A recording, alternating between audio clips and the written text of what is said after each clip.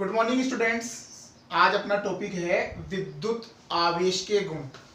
पिछला जो वीडियो था, पिछला जो लेक्चर था, उसमें अपन ने आवेश के मात्रकों की बात की थी। ठीक है, आवेश का जो एसआई पद्धति में मात्रक होता है कूलाम, जो अपन ने कहा था कि एक बहुत बड़ा मात्रक होता है, इसलिए अपन उसको micro coulomb, nano coulomb, pico coulomb के रूप में उपयोग में लेते हैं। ठीक है, आज अपन जो बात करेंगे वो है विद्युत आवेश के गुण। ठीक है, तो विद्युत आवेश के गुण कौन कौन से हैं, ठीक है, उनकी अपन बात करते हैं। यहाँ पे विद्युत आवेश के गुणों में अपन सबसे पहले जो बात करते हैं कि जो आवेश होता है उसमें योग्यता का गुण होता है।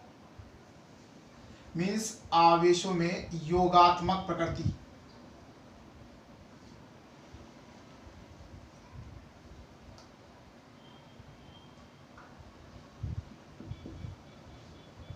आवेश जो होता है वो योगात्मक प्रकृति रखता है। इसका मीन्स क्या होता है, आवेश के अंदर जुड़ने का गुण होता है। इस योगात्मक प्रकृति के अनुसार क्या होता है कि जब भी किसी निकाय या किसी वस्तु पर जो कुल आवेश होता है, उस कुल आवेश का मान उस वस्तु पर उपस्थित विभिन्न आवेशों के बीज गणितीय योग के बराबर होता है। यहाँ पे जो आवेशों की योगात्मक प्रकृति है, आवेश का जो योग जुड़ने का जो गुण होता है, उसके अनुसार, उसके अकॉर्डिंग यही होता है कि जब किसी वस्तु पर अपन कुल आवेश की बात करेंगे तो उस पर कुल आवेश का जो मान होगा, वो कुल आवेश का मान उस वस्तु पर उपस्थित विभिन्न आवेशों के सभी आवेशों के बीज गणितीय योग के बराबर होता है। जैसे अगर अपन बात करें, जैसे ही कोई वस्तु है अपने पास, समझने के लिए अपन ने वैसे ही एक वस्तु ली जिस पर यहाँ पे Q1, यहाँ पे Q2, Q3, Q4, Q5, Q6 ऐसे आवेश उपस्थित है। ठीक है, तो अपन से योगात्मक प्रकृति क्या कहती है कि इस वस्तु पर जो कुल आवेश होगा, उस कुल आवेश का जो मान होगा वो इन सभी आवेशों के योगफल के बराबर होगा। और वो भी योगफल कौन सा होना चाहिए, वो भी बीजगणितीय योग। क्यों? क्योंकि अपन पहले पढ़ चुके कि जो आवेश होता है वो एक क्या है, अदिश राशि है, स्केलर क्वांटिटी है। ठीक है, तो अपन इनका जो योग करेंगे वो भी कौन सा करेंगे, अदिश योग करेंगे, बीजगणितीय योग करेंगे। तो यहाँ पर जो कुल आवेश है वो कुल आवेश इन सभी आवेशों के बीजगणितीय योग के बराबर है। ठीक है, इसको अगर अपन चाहें तो इसको अपन समेशन QI, यहाँ I12 ना है 6, अपन इसको लिख सकते हैं। ठीक है, तो इसका मीन्स जो अपन ने आवेशों के गुण की बात की थी, तो इसमें अपन ने जो पहला गुण लिया वो लिया अपन ने योगात्मक प्रकृति का। ठीक है, तो इसका अनुसार क्या होता है कि किसी वस्तु पर जो कुल आवेश है, उस कुल आवेश का मान उस वस्तु पर उपस्थित सभी आवेशों के बीज गणितीय योग के बराबर होता है। ठीक है, अब अपन नेक्स्ट वाले जो गुण है उसकी बात करते हैं। तो अगला जो गुण है उस गुण को अपन लेते हैं। अगला गुण है आवेश संरक्षित रहता है, आवेश का संरक्षण।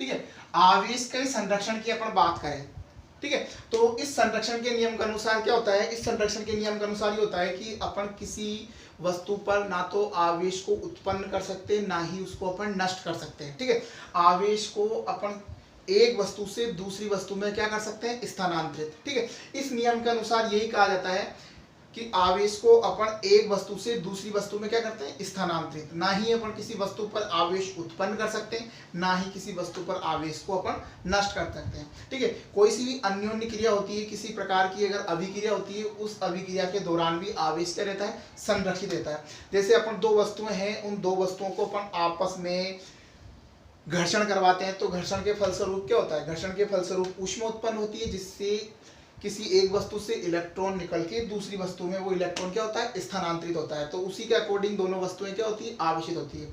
अगर अपन घर्षण से पहले देखें तो घर्षण से पहले दोनों वस्तुएं निरावेशित थी, मीन्स दोनों वस्तुओं पर कुल आवेश का मान क्या था, 0 था। लेकिन अपन ने जैसे ही दोनों वस्तुओं को घिसा, दोनों वस्तुओं को घिसने के बाद दोनों ही वस्तुएं क्या होती है, आवेशित हो जाती है। लेकिन एक वस्तु धनावेशित होती है, दूसरी वस्तु ऋणावेशित होती है। तो अगर अपन उन दोनों वस्तुओं का कुल आवेश देखें तो वहां भी उन दोनों वस्तुओं का कुल आवेश क्या होता है, 0 होता है। क्यों? क्योंकि एक वस्तु पर धनावेश होता है और दूसरी वस्तु पर क्या होता है, ऋणावेश, जिससे कुल आवेश क्या होगा, 0। और वो इस नियम को क्या करता है, फॉलो करता है कि आवेश क्या होता है, संरक्षित। आवेश एक वस्तु से दूसरी वस्तु में ट्रांसफर होता है, ठीक है, ना तो अपन उसको उत्पन्न कर सकते, ना ही नष्ट किया जा सकता है। ठीक है, अब इसके लिए अपन कई सारी अभिक्रियाओं के एग्जाम्पल देखे। जैसे अपन को पता है कि किसी एक इलेक्ट्रॉन को अगर अपन किसी पॉजिट्रॉन से, जैसे ये अपने पास इलेक्ट्रॉन है, इस इलेक्ट्रॉन को अगर अपन पॉजिट्रॉन से रिएक्ट करवाएंगे तो अपन को यहाँ पे गामा किरणें मिलती है। ठीक है, अपन को जब भी यहाँ गामा किरणें मिलती है तो इस अभिक्रिया के दौरान भी क्या है, आवेश संरक्षित है। यहाँ पे जो इलेक्ट्रॉन होता है इस पर ऋणावेश होता है, सॉरी ये पॉजिट्रॉन है ना, यहाँ पे जो इलेक्ट्रॉन है इस पर ऋणावेश है, और ये जो अपने पास पॉजिट्रॉन है इस पर क्या है, धनावेश। ठीक है, तो यहाँ पर अपन इस अभिक्रिया के अगर अपन अभिकारक देखें तो यहाँ पे इसका जो कुल आवेश है वो शून्य है, क्योंकि किसी पर ऋणावेश है तो किसी पर क्या है, धनावेश, तो इसका कुल आवेश क्या हुआ, शून्य। यहाँ पर अपने पास गामा है तो गामा क्या होता है, बेसिकली उदासीन होता है। ठीक है, तो यहाँ पर भी कुल आवेश शून्य और यहाँ पर भी क्या होता है, कुल आवेश शून्य है। इसका मीन्स ये जो अभिक्रिया है वो आवेश संरक्षण के नियम का पालन करती है। आगे बात करते हैं। ठीक है, और भी कई सारी अपन अभिक्रियाओं के एग्जाम्पल अपन इसमें दे सकते हैं। जैसे अगर अपन कहें कि अगर न्यूट्रॉन का क्षय होता है तो न्यूट्रॉन क्षय के दौरान क्या होता है, एक तो प्रोटॉन बनता है और प्रोटॉन के साथ साथ एक इलेक्ट्रॉन, ठीक है, और साथ में क्या होता है, एंटी न्यूट्रिनो बाहर। ठीक है, तो ऐसी वाली प्रक्रिया में अगर अपन न्यूट्रॉन को देखें तो न्यूट्रॉन का जब क्षय होता है तो न्यूट्रॉन क्षय में प्रोटॉन का निर्माण होता है, साथ में एक इलेक्ट्रॉन भी उत्सर्जित होता है। तो ये जो इलेक्ट्रॉन होता है इस इलेक्ट्रॉन पर ऋणावेश और प्रोटॉन पर क्या होता है, धनावेश। तो यहाँ इस प्रक्रिया के दौरान कुल आवेश अगर अपन सिग्मा क्यू की बात करें तो कितना आएगा, जी। ठीक है, यहाँ अगर अपन न्यूट्रॉन पर कुल आवेश देखें तो इसका मान क्या है, शून्य। तो आवेश संरक्षण का नियम यही कहता है कि किसी विलगित निकाय पर जो कुल आवेश होता है उसका मान क्या होता है, नियत होता है। ठीक है, फिक्स होता है। मीन्स आवेश को अपन ना तो उत्पन्न कर सकते हैं ना ही नष्ट कर सकते हैं, इसे केवल एक वस्तु से अपन दूसरी वस्तु में स्थानांतरित कर सकते हैं। ठीक है, अगर अपन नेक्स्ट वाले गुण की बात करें तो नेक्स्ट वाला गुण अपन से क्या कहता है, आवेश क्वांटीकृत होता है। ठीक है, थर्ड वाली जो इसकी प्रॉपर्टी है, थर्ड वाला जो इसका गुण है वो है क्वांटीकरण, विद्युत आवेश का क्वांटीकरण, विद्युत आवेश का क्वांटीकरण। कि क्वांटीकरण का जो गुण है वो अपन को क्या समझाता है, क्या इसके अकॉर्डिंग क्या है, क्वांटीकरण का मीन्स ये होता है कि अगर अपन किसी वस्तु को आवेश देना है या किसी वस्तु से अपन को आवेश लेना है, ठीक है, तो किसी वस्तु को जब अपन आवेशित करते हैं तो उस पर जो कुल आवेश का मान होता है वो इलेक्ट्रॉन पर जो आवेश होता है उस आवेश के क्या होता है, पूर्ण गुणज के बराबर होता है। ठीक है, इसके अकॉर्डिंग अपन ये कह सकते हैं कि किसी वस्तु पर जो कुल आवेश का मान है वो कुल आवेश का मान इलेक्ट्रॉन पर उपस्थित जो आवेश होता है उसकी पूर्ण गुणज के रूप में होता है। आवेश का जो अपने पास क्वांटीकरण वाला गुण है, ये क्वांटीकरण वाला गुण अपन को यही बताता है कि किसी वस्तु पर जब कुल आवेश का मान होता है वो कुल आवेश का मान उस वस्तु पर जो इलेक्ट्रॉन है उन इलेक्ट्रॉनों की संख्या या अपने उस इलेक्ट्रॉन पर जो आवेश होता है उन आवेशों के क्या होता है, पूर्ण गुणज के बराबर होता है। ठीक है, तो यहाँ पर अगर अपन Q की बात करें तो यहाँ पर जो Q है वो उस वस्तु पर क्या है, कुल आवेश। ठीक है, अगर अपन बात करें इस E की तो ये होता है इलेक्ट्रॉन पर आवेश, इलेक्ट्रॉन पर आवेश। और जो इलेक्ट्रॉन पर आवेश होता है उसकी वैल्यू 1.6 × 10⁻⁻19 कूलम। ठीक है, यहाँ पे जो n है ये n इलेक्ट्रॉन की संख्या को रिप्रेजेंट करता है और इस इलेक्ट्रॉन की जो संख्या है वो एक पूर्ण संख्या होनी चाहिए। क्वांटीकरण का जो गुण है वो क्वांटीकरण का गुण अपन को यही रिप्रेजेंट करता है कि किसी वस्तु पर जो कुल आवेश है उस कुल आवेश का मान इलेक्ट्रॉन पर आवेश के पूर्ण गुणज के बराबर होना चाहिए। ठीक है, तो ये जो वाला गुण था वो है आवेश का क्वांटीकरण। दोबारा इसकी बात करते हैं कि किसी वस्तु पर जो कुल आवेश है उस कुल आवेश का मान इलेक्ट्रॉन पर जो आवेश होता है उसके पूर्ण गुणज के बराबर होता है। यहाँ पे Q उस वस्तु पर कुल आवेश, E इलेक्ट्रॉन पर आवेश, इलेक्ट्रॉन पर आवेश अपन को पता है 1.6 × 10⁻⁻19 कूलम है। ठीक है। यहाँ पे जो n है वो इलेक्ट्रॉन की संख्या है जो इसके अकॉर्डिंग पूर्ण संख्या होनी चाहिए। यहाँ प्लस और माइनस का साइन आवेश की प्रकृति को रिप्रेजेंट करता है। अगर अपन किसी से इलेक्ट्रॉन बाहर निकाल रहे हैं तो इसका मीन्स उस पर धनावेश आएगा, किसी को इलेक्ट्रॉन दे रहे हैं, है ना, इसका मीन्स उस पर क्या होगा, ऋणावेश। जहाँ इलेक्ट्रॉन की अधिकता है ऋणावेश आएगा, जहाँ अब इलेक्ट्रॉन की कमी है वहाँ पर धनावेश आएगा। ठीक है। इसके और गुणों की बात करें अपन,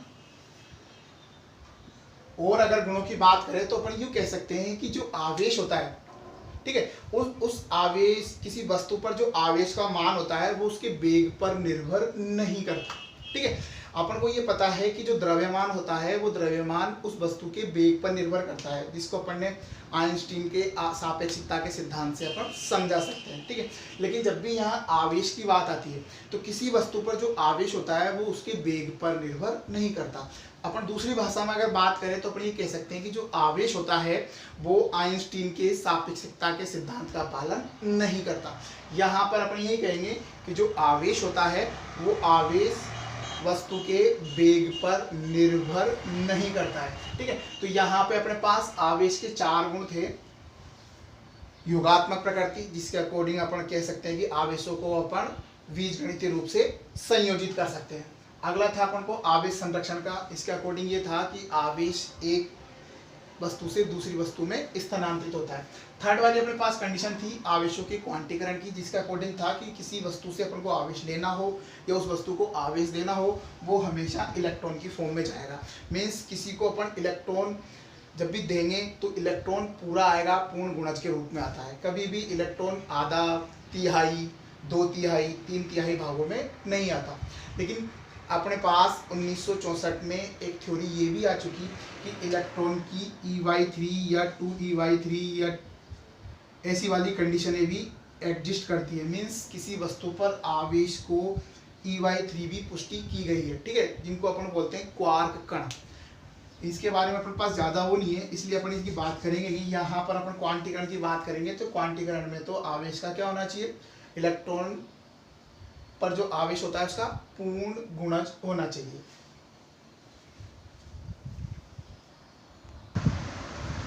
इसी टॉपिक पे अपन एक क्वेश्चन देखें तो यहाँ पे एक अपने पास एक न्यूमेरिकल है जो अपन से क्या कह रहा है कि किसी धात्विक गोले से कितने इलेक्ट्रॉन निकाले जाएं कि उस पर 10⁻⁷ 10 की पावर -7 कूलाम आवेश आ जाए। ठीक है। तो अपन को यहाँ पे जो करना है वो अपन से क्या कहता है कि किसी धात्विक गोले से कितने इलेक्ट्रॉन अपन बाहर निकाले। तो किसी से अपन इलेक्ट्रॉन बाहर निकालेंगे तो उस पर क्या आएगा, उस पर इलेक्ट्रॉन की कमी होगी, जिस पर क्या आएगा, धनावेश आएगा। ठीक है। तो अपन को यही देखना है कि उससे कितने इलेक्ट्रॉन बाहर निकाले जाए। तो इसके लिए अपन क्या करेंगे, आवेश का जो अपन ने तीसरा वाला गुण देखा था क्वांटीकरण वाला, उसका उपयोग करते हैं। उसके अकॉर्डिंग क्या होता है कि किसी वस्तु पर जो कुल आवेश का मान होता है वो कुल आवेश का मान इलेक्ट्रॉन पर उपस्थित जो आवेश होता है उसकी पूर्ण गुणज के रूप में होता है। तो अपन को यहाँ पे जो दिया हुआ है वो उस वस्तु पर कुल आवेश दे रखा है। ठीक है। तो अपने पास यहाँ पे जो कैपिटल Q है उसकी वैल्यू अपने पास 10⁻⁷ कूलाम है। ठीक है। तो यहाँ पे अपने पास Q = 10⁻⁷ कूलाम है। अपन को जो यहाँ पे फाइंड आउट करना है ना, वो करना है capital N, small n, sorry, यहाँ पे स्मॉल n क्या है, इलेक्ट्रॉनों की संख्या जो अपन को निकालनी है, कितने इलेक्ट्रॉन निकाले जाए। ठीक है। तो अपन को यहाँ पे फाइंड आउट करना है वो स्मॉल n है। ठीक है। यहाँ पे E इलेक्ट्रॉन पर आवेश जिसकी वैल्यू अपन 1.6 × 10⁻⁻19 है कूलाम। अब यहाँ पे अपन को निकालना है, इलेक्ट्रॉन जब निकलेंगे तो उस पर जो आवेश आता है वो क्या आएगा, धनावेश। तो यहाँ पर अपन प्लस का ले लेते हैं। ठीक है। अब अपन को तो स्मॉल n चाहिए। स्मॉल n = अपने पास कितना हो जाएगा, ये 10⁻⁻7 अपॉन ये अपॉन में आएगा तो 1.6 × 10⁻⁻19। इसको अपन क्या करेंगे, सोल्व करेंगे। यहाँ पे इसको अपन सोल्व करेंगे तो 19 ऊपर जाएगा, ये 19 और ये 7, तो ये अप्रोक्सीमेट कितना हो जाएगा, ये प्लस का है तो ये अप्रोक्सीमेट 10⁻12 प्लस का, क्योंकि -19 है ऊपर जाएगा प्लस का, ये माइनस का 7 है तो ये ठीक है, तो 1 ये आ गया अपने पास 1.6। इसको अगर अपन सोल्व करेंगे तो ये पॉइंट अपन हटाएंगे, ऊपर कितना आ जाएगा 10। अपन एक काम करते हैं, इस 12 को अपन क्या करेंगे 11 कर देंगे और एक 0 अपन और बढ़ा देंगे, तो अपने पास ये कितना हो गया 100/16। ठीक है, इसको अपन सोल्व करें, यहाँ से 16 से इसको डिवाइड करेंगे तो लगभग 6। ठीक है, तो कितना होगा 96। ठीक है, 5 × 10⁻11। तो यहाँ पे अपने पास जो क्वेश्चन है इसका जो आंसर आया अपने पास स्मॉल n इलेक्ट्रॉनों की संख्या। तो इस धात्विक गोले से अगर अपन 6.25 × 10⁻11 इलेक्ट्रॉनों को अगर अपन बाहर निकालेंगे तो उस पर अपने पास जो चार्जेज आएगा, आवेश आएगा, वो 10⁻⁻7 कूलम आता है।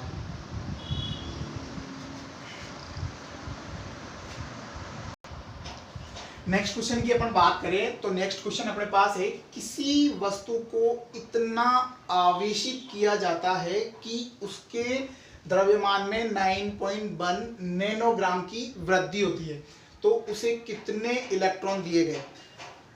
अपन जैसे ही किसी वस्तु से इलेक्ट्रॉन बाहर निकालेंगे तो उसमें इलेक्ट्रॉन की कमी आएगी, इलेक्ट्रॉन की कमी आएगी तो उसमें इलेक्ट्रॉन के बराबर द्रव्यमान की भी कमी आती है। किसी वस्तु को अपन इलेक्ट्रॉन देंगे तो उसमें इलेक्ट्रॉन की अधिकता होगी, इलेक्ट्रॉन की अधिकता होगी तो उसमें इलेक्ट्रॉन के द्रव्यमान के बराबर द्रव्यमान में भी क्या होगी, वृद्धि होगी। तो ऐसे कैसे ही अपने पास जो क्वेश्चन है उसमें कह रहा है कि किसी वस्तु से अपन उस वस्तु को इतना आवेशित करते हैं कि उसके द्रव्यमान में वृद्धि होती है। ठीक है, तो द्रव्यमान में वृद्धि हो रही है, इसका मीन्स उसको इलेक्ट्रॉन दे रहे। ठीक है, इलेक्ट्रॉन दे रहे तो उसके पास ऋण आवेश आएगा। अच्छी बात है। अब अपन बात करते हैं कि उसको कितने इलेक्ट्रॉन दिए गए। तो सबसे पहले अपन बात करते हैं कि जो एक इलेक्ट्रॉन है उस एक इलेक्ट्रॉन का द्रव्यमान अपने पास 9.1 × 10⁻19 किलोग्राम होता है, सॉरी 31। यहाँ अपने पास जो इलेक्ट्रॉन है उस इलेक्ट्रॉन का जो द्रव्यमान होता है वो 9.1 × 10⁻31 किलोग्राम है। यहाँ पे अपन को उसके द्रव्यमान में जो वृद्धि करनी है वो 9.1 नैनोग्राम करनी है। तो यहाँ पे अपने पास द्रव्यमान में वृद्धि, तो द्रव्यमान में अपने पास वृद्धि डेल्टा m = अपने पास 9.1 नैनोग्राम है। नैनोग्राम को अपन किलोग्राम में कन्वर्ट करेंगे तो 10⁻⁻9 ग्राम, ग्राम को अपन किलोग्राम करेंगे तो 10⁻³ से मल्टीप्लाई करेंगे, 3 से मल्टीप्लाई करेंगे तो 9.1 × 10⁻, कितना हो जाएगा -3 - 9 कितना हो गया -12 किलोग्राम। ठीक है, तो अपन को पता है कि जब एक इलेक्ट्रॉन को ट्रांसफर करते हैं, एक इलेक्ट्रॉन को अपन देते हैं तो उससे द्रव्यमान में कितनी वृद्धि हुई, उससे वृद्धि हुई 9.1 × 10⁻31। ठीक है, और अपन को जो टोटल वृद्धि दे रखी है वो कितनी दे रखी है 9.1 × 10⁻12 ग्राम। ठीक है, तो इसका मीन्स क्या हुआ कि जो टोटल वृद्धि है वो अपने पास कितनी है डेल्टा m। ठीक है, अब अपन को निकालना है कितने इलेक्ट्रॉन दिए। ठीक है, तो एक इलेक्ट्रॉन का द्रव्यमान अपने पास दे रखा है 9.1 × 10⁻31, और ये जो स्मॉल n अपन निकाल रहे हैं ये क्या हो गया नंबर ऑफ इलेक्ट्रॉन्स। यहाँ स्मॉल n इलेक्ट्रॉन की संख्या है, तो इजीली अपन यहाँ से इसकी वैल्यू फाइंड आउट कर सकते हैं। यहाँ अपन चाहें तो फॉर्मूले की फॉर्म में इसको m में लिख लेते हैं। यहाँ अपन की वैल्यू पुट कर देते हैं अपन, तो 9 × 10⁻12 स्मॉल n अपन को निकालना ही है, और ये अपने पास हो गया 9.1 × 10⁻31 किलोग्राम। तो स्मॉल n = जो अपने पास आएगा,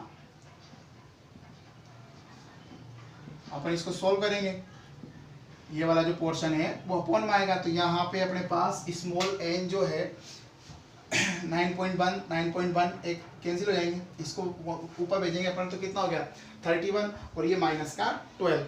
तो अपने पास जो आंसर आएंगे वो अप्रोक्सीमेट कितना हुआ,